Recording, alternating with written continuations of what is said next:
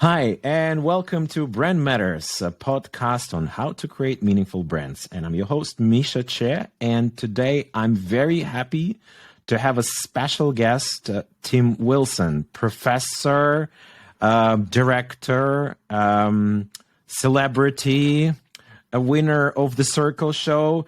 Tim, how should I actually present you? Who are you? I used to think I was a sort of second-rate academic. Now I realize I'm just an entertainer.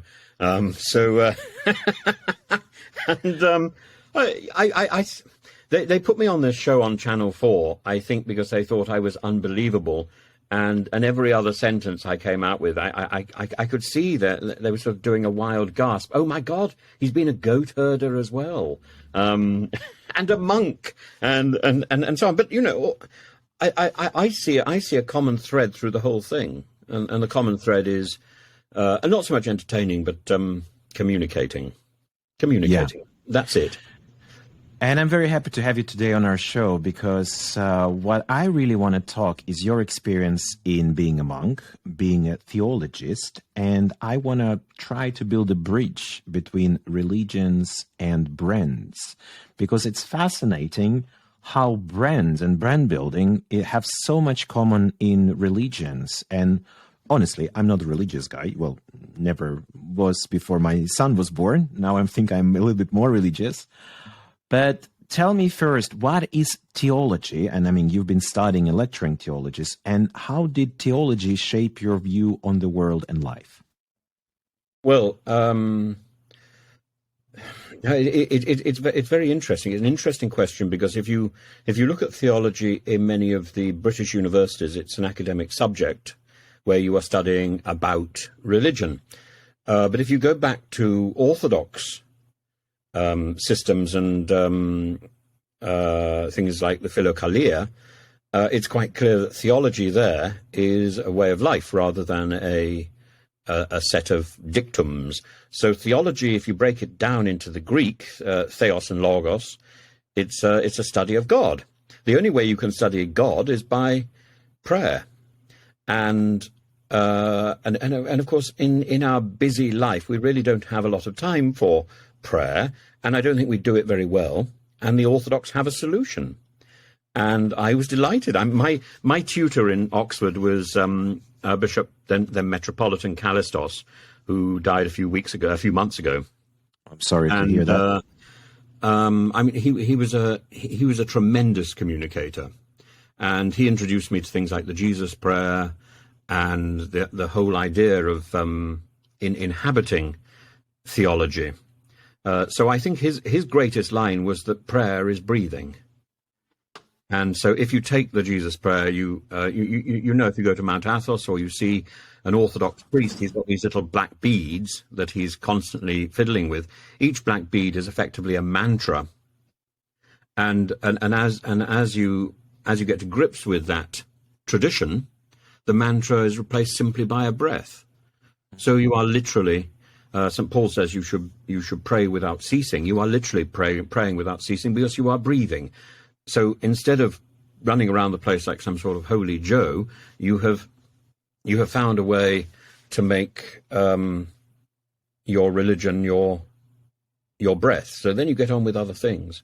So yeah, I breathe, and and I don't think I'm terribly good at the religious stuff, but I've studied it all my life. I've taught a lot of it, but yes, I keep breathing. So from that point of view, I think I try. And you know, if you take the two commands of Christ are, one, to be perfect as your heavenly Father is perfect, and two, no one is perfect but God alone. To recognize that our goal is perfection, and that we're never going to get there, or at least we're not going to get there at the moment. So yeah, I try and I fail beautifully. We all do, and we all do breathe. Let's talk about branding and religions. Can we say, and maybe it's a stupid question, but still I will ask that, can we say that religions are the first big brands that existed for centuries? Oh, absolutely. You know, any sort of religion, it's about crowd control and about focus, and it's also, I think, a sort of deal, an agreement. I offer you this, you offer me that, and the brand is that I walk around with your Nike shoes on, victory. But as you say this, I'm thinking, well, maybe it isn't the first brand. Maybe the first brand is kingship. But the problem is that kingship is tied up with religion. So I think it is the first brand. I think you're quite right. But religion was not democratized until quite late, until probably even the 3rd century BC. Religion was something that you observed and that was done by the senior part of your society, and as a sort of boffin in a small village, I just hoped that the right prayers were being said by the people who knew, so that I had my harvest. And I think probably in a way that's a little bit like buying into a pizza brand or whatever. You're not interested in the making of it. You just want to pay your money and eat it. So Exactly. from that point of view, yes, I think you're right. I think religion shows the way.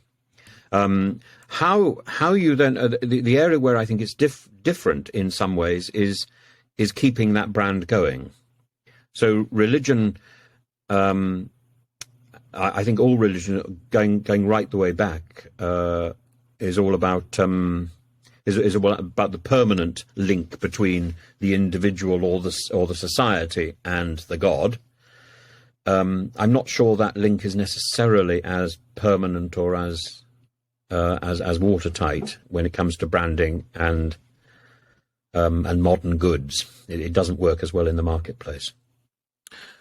Let's talk about that in a moment, because this is also interesting. I see that some religions, they are, as we say now, becoming more agile. They're actually trying to adapt on the new things which are happening in society and culture and even business and even marketing.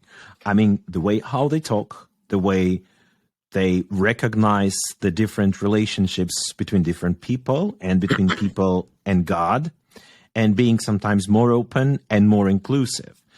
So my question is, do you think, does the modern marketing influencing religions? And if so, in what way? Well, as you say that, I suddenly thought things like social media are absolutely imitating a lot of the verbosity, loquacity of prayer. So insofar as you're spending a lot of time talking and not getting very much response, and if you have a problem, you certainly don't get a response. You're interfacing with a bot. In what way? Hi, I'm not really sure. The hypocrisy of I think we could take it in two ways. On a positive side, it's about setting up that relationship. On a negative side, it would be the failure of that relationship and the hypocrisy of the words and simply going through the motions. And certainly, I mean, if you belong to many telephone companies, by the time one's trying to interface with them and wants to throw the telephone out of the window, it's a nightmare. Or the bank, actually, the bank isn't much better, frankly. And they have set up a relationship where they are in control. And so we are very much, we've somehow or other changed that relationship from seeing the providers of goods as being the servant to the providers of goods are the master, and we have to genuflect, frankly, every time we come in contact with the provider. Certainly, right. if it's a bank or a telephone company or anything where we can only link to the person to the company through a call center, which is most companies, frankly. Right. I haven't answered the question, have I? No, I think we went completely different direction. What was the question again? Go on, ask it again. It's how and why some religions, for example, I observe that Catholic religions, they're becoming more inclusive. I mean, basically, they're now allowing gay marriages to be in the church, which, for example... They're not quite. They're allowing a blessing, Blessing. Ah. with very careful constraints. But still, The isn't it a huge leap? conservative- Is it a huge leap for the religion to recognize and even to bless that? Versus, let's say, I don't know, a few years ago, not few years, few centuries ago, when they would probably kill for that. No, I think a few years ago, and indeed even today, there are countries which would still kill for that. Yeah, definitely Muslim. Some Muslim countries, and Iran, for example, the Iranian football team on Monday, I gather, is preparing to protest against its regime's treatment of women, and it's playing against England. So one would hope something. I have no knowledge of football really, but their boss, their coach, has given them permission to protest, which is interesting. In terms of the gay marriage thing, I think one ought to look at the essence of things, which is religions want to promote stability and they want to promote reciprocity, love, and permanence. So I think a relationship is good. A sort of running around the place, having relationships with lots of people is probably not so good. But a committed relationship, whether this is between a man and a woman, or a man and a man, or a woman and a woman, is to be promoted. To what extent that can be equated with a traditional marriage, that's an entirely different matter.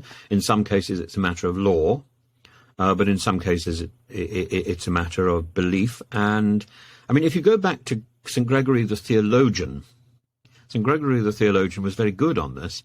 So this is back to the heart of patristics. He said he was talking about the difference in men and women, and so it's relevant to the Iranian situation and also to gay marriage. He says all humanity, they have the same creator, the same image, the same law, the same death, the same resurrection. And so if you take that, it's a really good starting point for a slightly more gay-friendly Christianity and a gay-friendly religious approach to life. And then I think it's possibly important to look again at the texts in the Bible. There's 6 in the Old Testament, 6 in the New Testament. There's 5 in the Quran, and all of them are slightly ambiguous. But I've made an entire video about that, so you just have to go to that, or there's stuff on my blog about the Muslim stuff. But none of it is as straightforward as some of the adherents would believe. They think it's very clear. It's not clear, and I don't think it's kind. And for example, orthodoxy definitely is against capital punishment in any form. It's also arguably against war. It's only in the Russian church from the year 2000 that Kirill, the man with the cufflinks the size of granite, the size of asteroids and gold, it's only since about 2000 that Kirill embraced the idea of a just war theory. So if there is a just war theory in Russia, which there isn't in Greece or any other Orthodox country, then Mr. Putin should be bound by the principles of a just war, and I think he's failed on almost every single principle. But sorry to... I love where this podcast is going, yeah. I'm going to get you into dreadful trouble. I think, I will be banned from going back to Russia for that. But yeah, I totally agree with what you're saying. You as well. Yes, I will. I will be joining our friend Cimarron. Exactly. A prescribed person. Let me try to go back to brands and religions. I think that's a good idea. Let me try to go into the detail of the design. Because, brand expressed himself from the meanings, and then meanings are coming from the design, meaning color, shapes, logos, photography, etc. Yeah. Now, if we look at the religions, I think the first most beautiful brand identities were actually designed for different religions. And again, let's probably start with Christianity, or we can even go to Orthodox or even Catholic. There is a lot of interesting symbols. I mean, basic ones. But it took a long time. And there is a color, like, black dresses, etc. So tell me how they were developed and what were the meanings behind this design and symbols that are embedded in the Christian religions. Well, the cross doesn't become central to Christianity until at least about 300 AD. Initially, it's things like the fish and acrostics like the Greek word for fish, Jesus Christ Savior, and so on. But very early on, there were icons where the image of Christ was sort of combined with the image of Greek gods. It's possible that the image that we see in the icons of Christ, so the bearded man, is far from the reality. It's closer to the reality of an image of Zeus than possibly an image of Christ. But I think the eagerness to brand and to formalize the brand. So, for example, with the cross and then with the icon in a very formulaic and a very disciplined way. It isn't until much later, until you get to about the 16th century, that the West starts experimenting with impulse and personal interpretation. And a little bit of that gets into Russia in the 19th century, but Greece in the 1950s under Fotios Kondoglu rediscovered the older traditions of iconography, and I think there it's gone back to the source. As for other religions like Judaism is really a religion identified not so much by symbols, though there are the symbols of the Magen David and the Star of Solomon, the name of God, the Tetragrammaton on the forehead of the high priest, the unnamed name. But I think Judaism, particularly after the fall of the temple in 70 AD, is interpreted through food. So it's sort of pizza awareness. Islam, tries very hard not to be identified with icons, but in fact it's identified by memory and by being able to recite the words accurately. It's rather like, I suppose, the what is it, the little jingles that you get in your head constantly about Coca-Cola and stuff, and if you repeat something enough, that becomes your way of life. So Islam produces an aural icon. Orthodoxy, I think, produces a very disciplined visual icon, and Catholicism, the iconography of Catholicism is built into, I think, the structure and authority of the church, and the ceremonial, and so I think that is then reflected in things like the ceremonial that you get in the British monarchy, which ultimately comes from Catholicism into the Anglican Church and so on. So is that reasonable? You will see a lot of this is appropriated in television adverts by brands and the use of famous people and of course the logos. But I think the logos are not shared by every religion. You've got certain things in Buddhism and Hinduism, but I think when you look at Islam, you struggle. There are modern things you can stick around your neck, but I don't think they go all the way back. And most of it is about an oral tradition, an aural tradition. What do you think? Yeah, let's. I totally agree, and I think this is fascinating. And let's try to go from the other side.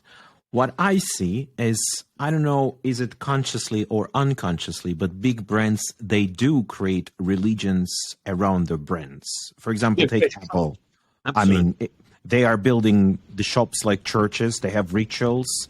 They have the priests going on the stage and presenting the new 100%. Saint iPhone 15 or whatever it will be. Same with McDonald's, etc. And So you go into an Apple shop, and there's a sort of reverence. You have to, the noise goes down, and you realise all you're doing is walking around looking and worshipping the new iPhone technology. You can't buy anything there as a rule. It's extraordinarily frustrating. You're just there to venerate. So from that point of view, yes, I suppose it's a religious experience. And similarly, when you're going to look at washing machines, a lot of it is looking and venerating, and it's like going around the place collecting religious relics. that's a good one. The question is, what do you think a brand manager or a marketing director, what he can learn either from going to church or reading a Bible or Torah or Quran? And should he actually learn from religion on how to build powerful brands? And if 100%. so, in what way? Yeah, it's about embodying the religion, and I don't think the brands really do that. They offer us things to take home. They offer the veneration issue, but we don't start to become Apple. We don't start to become Nike. We're just wearing them. They're external things. So the brands need to we need to inhabit the brands a lot more. We need to go beyond. If they want to form a religion, we need to think that life is not possible without them, and our life is predicated on them. And I don't think any brand has quite got to that point, though certain brands really have got to the point where to be seen with a brand is to have a certain status in society. I think it needs to go beyond that if it wants to learn from religion, first of all, and secondly, you have to go to a point where the branding is almost irrelevant, where people assume you're part of that brand rather than you have to be displaying it everywhere. And maybe we are moving in that direction with things like the Microsoft and Apple Mac. There is an assumption that you are one or the other, or you have one or the other. I'm not sure whether we've got any further with any other brands. It's the assumption. To go beyond. At the moment, we're at the point where branding has picked up the idea that this is the visual image, and I don't think we've gone heavily beyond that. Religion, the branding came later. The branding came after the idea had already entered. The branding was to confirm the idea. Advertising is doing it the other way round. It's putting the brand, but then the idea should sort of percolate through. And I'm not sure whether it works as effectively. You've got to give people something they need or feel they need. And what is religion offering? The general assumption is that religion is offering a way beyond life as an answer to death. But actually, if you go back to early Judaism, it doesn't do that at all. There is no idea of life after death in early Judaism. Life after death is simply your children, or if you're very lucky, writing a book. That's the Nadine Dorries approach to eternity. But and I think most brands could achieve that. So early religion was about a faith in a particular deity who is going to make sure that your crops continue, and that you follow the rules so that life can actually be made better. Now, do the services we provide come with rules? I suppose they do. And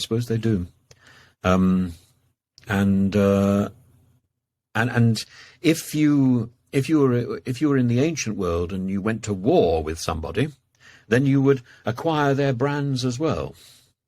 They would go into your and that's the whole point of the cleaning of the temple by Hezekiah and Josiah, that they were getting. Suddenly we discover all these things were in the temple. That's because the Jews have been going to war with other countries, and part of the agreement was to take on their branding.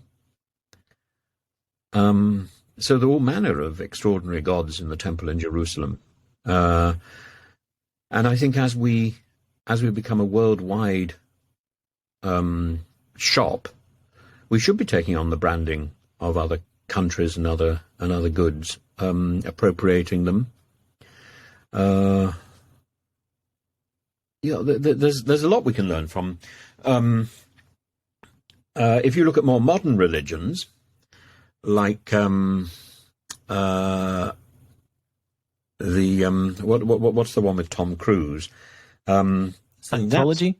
Yeah, that's very effective in its branding and its and its visibility, and nobody quite knows what it does. It's like the branding of the Masons. It's this sort of secret thing. I want to elaborate on that. I mean, you touched upon people go to different religions because they have certain needs. And Yes. I think this is the same thing about the branding, because when people buy products, they actually don't buy products for the functional benefits, but actually for the emotional needs, which sometimes people even don't understand. Yep. Let's stick a little bit on the religion side, and especially on the modern religions. Why do people go to different religions? What needs do they fulfill by going to certain churches? And why people go to church or to churches? Imagine, you've got two things. Number one is the idea of community and reciprocity, and number two is the idea of sharing a secret. And that sharing a secret is really very powerful, and a number of advertising gimmicks have worked over the years on the idea of participating in a secret, very hush-hush, and it's worked incredibly well, because I think that taps into a very primitive part of our sort of religious cultural identity, that we want to share a secret, and then we want to belong in an exclusive group. That's another one.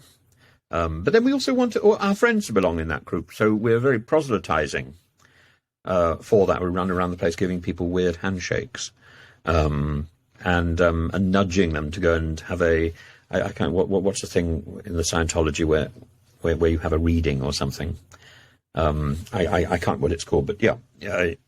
There's one of their shops on the Tottenham Court Road which is only too eager to give you one of these things. And as this illusion that you can grow through the brand, and that's certainly something a number of brands have produced, and things like YouTube and so on. You know, when you reach a certain level of subscribers, you get some sort of reward. The reward really ought to be itself, but the fact that you can get these tablets of plastic, I suppose, rather than tablets of stone. It's not quite mosaic, but the idea that you get rewarded by the divinity, I suppose that's a positive, and that's something people are learning, have picked up from religion. Yeah, I love this simple idea of a sense of belonging to a community and something that connects people, and B, sharing the secret. But where's love? Where's love in this kind of? I think that's very low down the bottom. The other thing that I would say that is also central to the religious cult thing is the idea of change. That belonging to this group is going to change you. Is going to change you for the better. And if you go back to the to the Christian idea that change happens without your effort. But you still need to pray, right? Well, not necessarily. I mean, You just need to believe in God, or there's no effort at all. I think well, at least in Orthodox, you need to pray hard. The harder you pray, the more change you will get, isn't it? Well, that can come very close to a heresy called Pelagianism. But no, the Catholicism would talk about grace. The Protestants would talk about grace. Some would talk about election. Orthodoxy would talk about theosis, which is an idea from St. Athanasius. God became man that man may become God. So our aspiration is perfection. And that belonging to this group, we're automatically given that grace to achieve that. So belonging to the group gives you some sort of benefit that simply belonging provides. Simply belonging provides that it's not necessarily an effort that you make, that the group will also make it on your behalf, that the group is caring for you. That idea that you are cared for, I think belonging and being cared for is something that brands could definitely pick up from the religious idea, from all religious ideas. And I think sometimes many brands fall short of convincing their customers that they care. Yeah, sharing is caring. That's possibly what you meant by love. Yes, probably. I think love is too strong a word.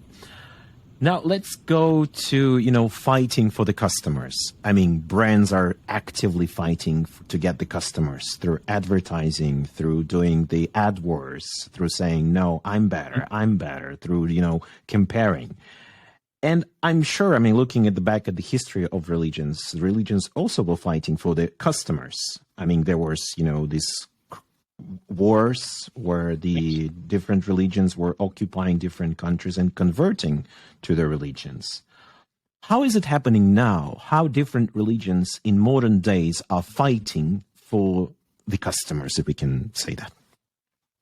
Well, there's a huge. Changing religion is a growth phenomenon, I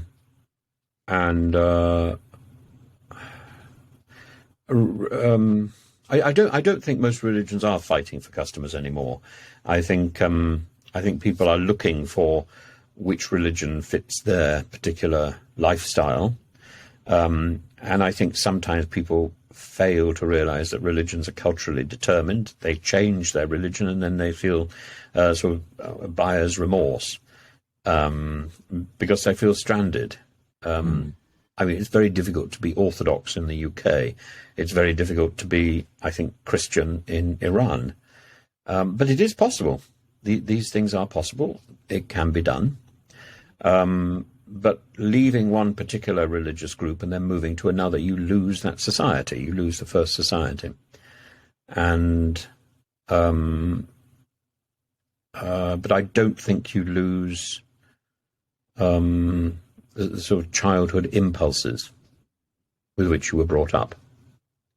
Those childhood impulses remain. And so if a brand wishes to establish a relationship with individuals, it needs to do so when they're very young. It's a cradle Catholic concept again. Get a child when give me a child when I can't. Well, the Jesuits used to have a line, it's if a brand can reach children, which of course a lot of brands are trying to, then they've possibly got a customer for life, because that element of loyalty. Why would one change? The problem is the brand and the thing which is being branded, the object of affection, is constantly being upgraded and changed, so you can't rely on it. It's not reliable. The computer that I bought so many years ago, half the programs don't work on it, even though I kept the computer in good form. So built into the things that I have bought is a limited lifespan, and I'm not sure I can be loyal to that. It's frustrating. But you can be loyal to the brand that produces the computer, not to the computer itself, don't you?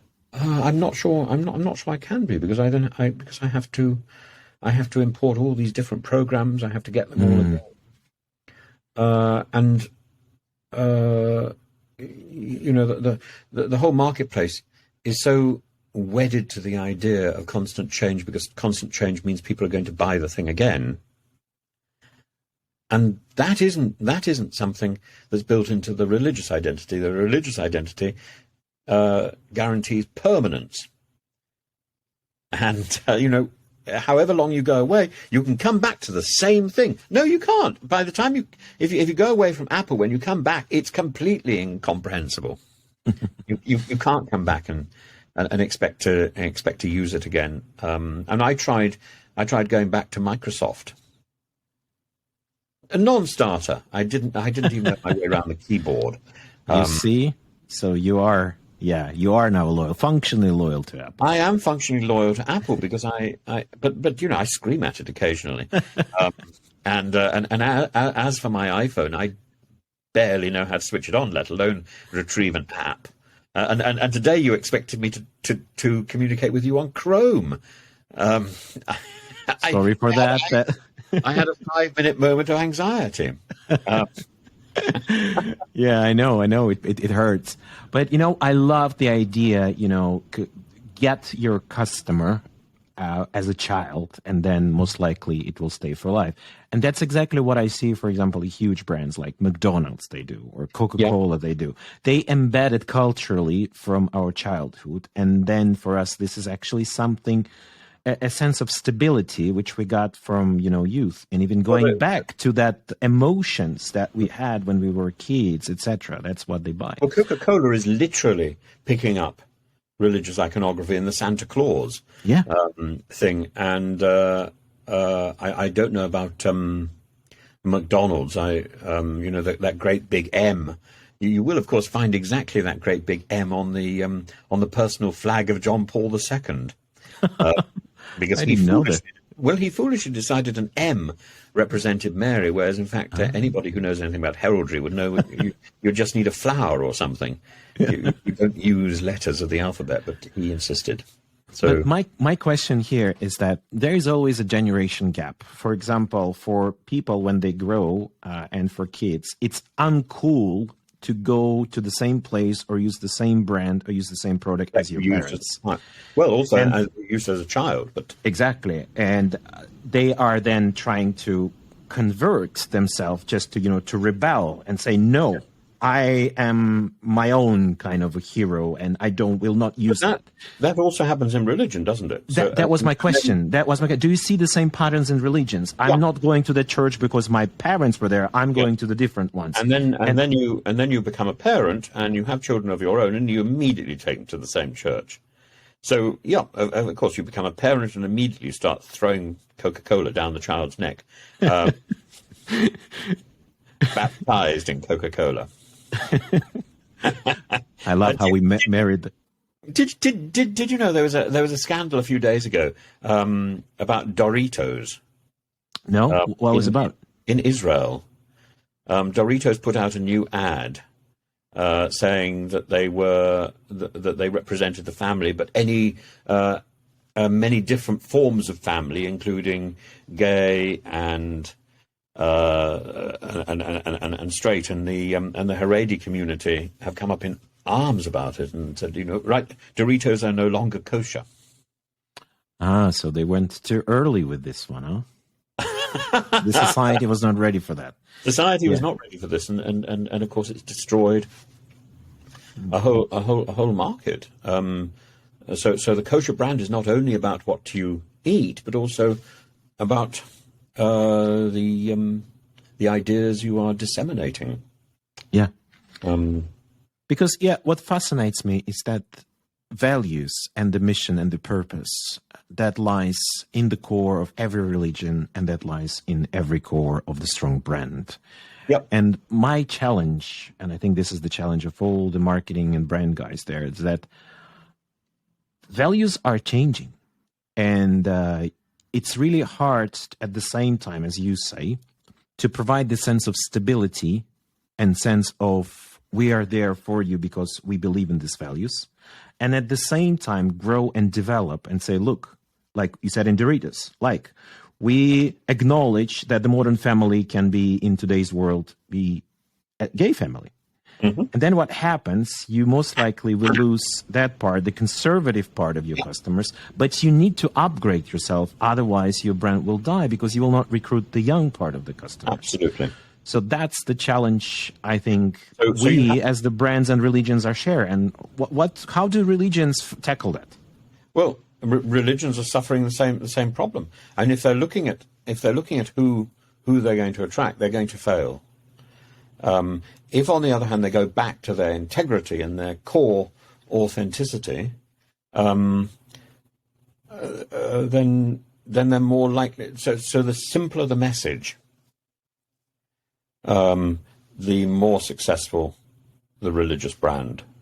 The more complex and the more the religious brand tries to explain itself to the world and try to appeal to different parts, the more it's likely to exclude other parts. And so there's some simplicity. So when you come, the really good brands have found a simple logo, a simple message, and they're providing a simple need. The more complicated brands are only going to, they're going to survive for a very short space of time because they're too complex. Simplicity.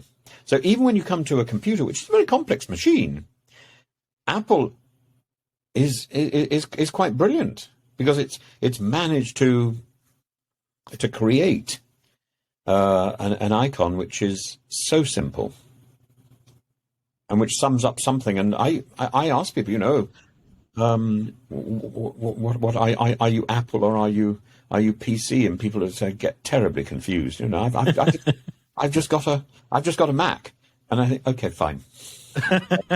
You're not yet in the religion. I love, Tim, how you summarize, and I think this is the perfect ending for our conversation. Let me try just to reflect. So what I hear is that the true strong religions and true strong brands, they're staying simple. They're staying true and loyal to their initial purpose, mission, and values. They're not trying to catch the new customers because then they lose their identity and because then they start to confuse the people. And sometimes you have to sacrifice the new breed by staying loyal to who you really are and by pushing your own agenda through your own vision, mission, and what purpose do you provide to your customers in the broad sense. Did I get the right summary, or do you want to add anything to that? Well, I think you got the summary very, very well. One of the problems when a religion gets too detailed about how it's to be applied. So, for example, Catholicism in the 1960s, it starts to falter. When a religion clings to its authentic image, you can then go back. And so it's not. I think it's not really for the Pope or the big bishops to make great proclamations about social mores and what we should be doing or should not be doing. That's the job of a confessor, of an individual salesperson. It's not the job of the brand to look for every avenue where it can be used. It's the job of the salesperson to do that, and the salesperson who has a personal relationship with the buyer. And if we got that clearer, then we wouldn't have the Dorito problem. I think this is a perfect conclusion for our talk. Tim, that was an absolute pleasure talking to you. Thank you so much for your inspirational thoughts about the religions and brands, and I wish you all the best in your future fantastic projects that you're running in parallel. Yeah, I hope to see you soon, and I hope to see you in person quite in some time. Absolutely. Thank you so much. Thank you for your time, and thank you for your thoughts. Bye-bye. Thank you. Bye-bye. Cheers, bye. We should stop.